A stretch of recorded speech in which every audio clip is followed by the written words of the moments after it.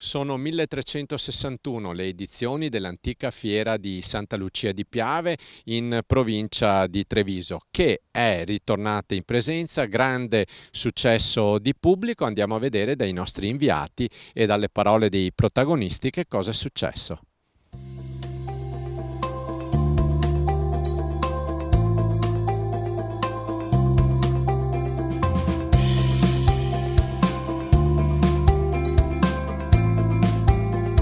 Sicuramente chi la dura la vince. Il segnale che abbiamo dato all'azienda era: dobbiamo fare la fiera a tutti i costi, ci siamo confrontati costantemente. Oggi è un successo clamoroso, è un successo nostro, è un successo della gente, degli imprenditori del mondo agricolo che è qui e dimostra che resistiamo, ripartiamo, abbiamo l'innovazione, abbiamo i convegni, abbiamo tutto, insomma. Questo dimostra che se la fiera è millenaria qualche motivo c'è, il DNA è molto buono. L'anno scorso però non farlo, farla solo virtuale è stata dura. No, è stato uno smacco incredibile perché, come dicevo prima, io da bambino in su l'ho sempre vista la fiera, piccola prima, poi si è sviluppata, ma mai un'edizione che mi capitasse da sindaco di non poterla fare non avrei mai creduto. Però quest'anno ho detto non se ne parla nemmeno di non farlo e difatti abbiamo investito e siamo stati anche premiati dal tempo.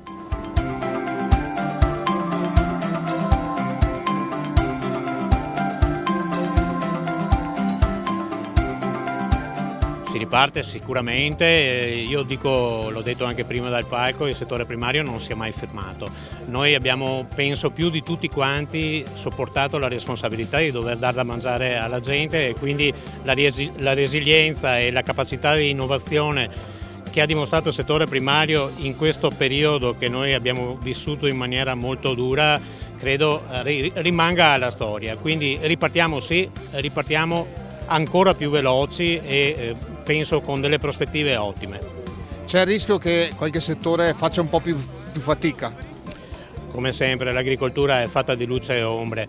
Oggi qui siamo in un territorio dove la viticoltura e l'enologia la fanno da padroni, ma abbiamo ancora delle stalle, abbiamo ancora degli allevamenti che sappiamo soffrire e poco distante da qua sappiamo, soprattutto sugli allevamenti avicoli, dei grossi problemi sanitari che stanno mettendo in ginocchio, quindi a loro va la nostra solidarietà, ma allo stesso tempo una grande dose di ottimismo.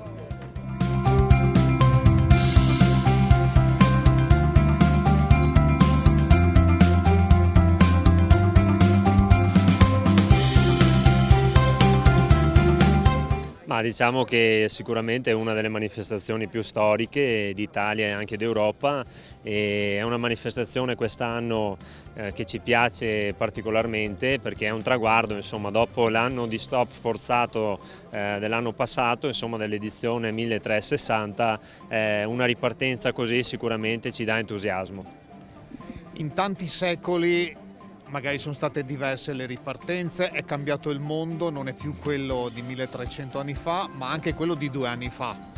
È vero, però devo dire che il settore dell'agricoltura, che comunque rappresenta la base della nostra società, è un settore, soprattutto anche nei nostri territori, che sta innovando tanto e è sempre più punto di riferimento. Se pensiamo al Veneto, che ha oltre 69.000 aziende, i dati di Unioncamera recenti, solo la provincia di Treviso con 15.000 aziende, sono numeri importanti e che parlano anche oltre i numeri, perché poi questi rappresentano tantissime eccellenze che sono quelle che vediamo in tutto il mondo, insomma, quindi dalla casatella al prosecco, al radicchio, all'asparago, quindi tante eccellenze che sono il frutto, insomma, del lavoro di un anno intero, insomma, nel mondo dell'agricoltura. Fin dal primo giorno la risposta dei visitatori, del pubblico, degli operatori è stata forse anche sopra le attese. È vero, c'era tanta voglia di ripartire, c'era tanta fiducia, e la fiducia che in primis ci hanno dato i nostri espositori, che in oltre 300 hanno risposto presenti, anche con stand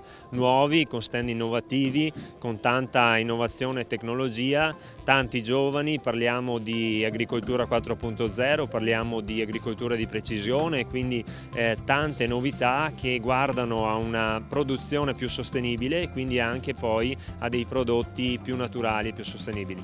Dal punto di vista organizzativo, qual è stata la difficoltà maggiore? Le difficoltà sono state tante, perché comunque il periodo in questo momento è un periodo di recrudescenza del Covid, e quindi abbiamo dovuto sicuramente migliorare i controlli, migliorare i servizi all'interno della fiera, però la nostra fiera comunque si è sempre svolta in sicurezza, e come le altre 10 fiere che abbiamo svolto quest'anno, nonostante insomma il periodo di pandemia, si sono svolte con il Green Pass, e quindi il nostro motto è fare una fiera fatta bene ma anche in sicurezza per i nostri espositori e per i nostri visitatori.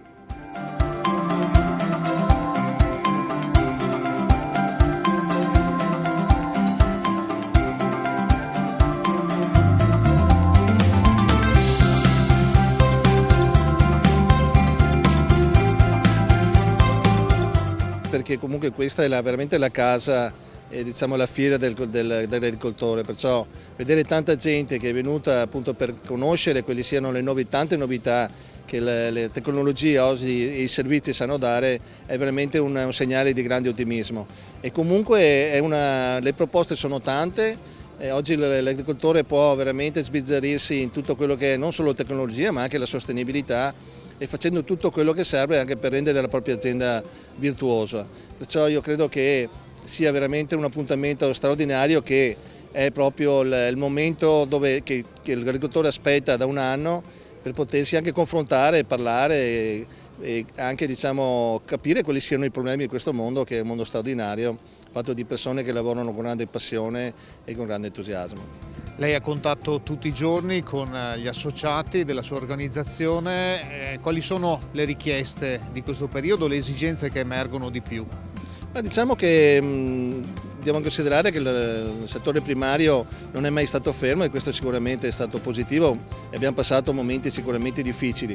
Quello che ci è mancato è poi il contatto anche fisico nei confronti dei nostri associati. Adesso lo stiamo riprendendo ormai da qualche mese, e questo aiuta anche appunto per conoscere quali siano le problematiche. È chiaro che nel nostro mondo il settore vitivinicolo è quello che si gode di buona salute, quelli invece che soffrono di più è la zootecnia, reparto carne e reparto latte, dove è chiaro che ci stiamo dando tutto quel supporto per cercare di sostenere un settore che è in difficoltà, che però noi vogliamo assolutamente che rimanga forte qual è, perché è oggi quello che rimane di tanti realtà che c'erano una volta, che si sono ridotte, ma che quelle che sono rimaste sono forti e devono assolutamente rimanere per dare quel prodotto made in Treviso e made in Italy che fa sicuramente la differenza in termini di qualità.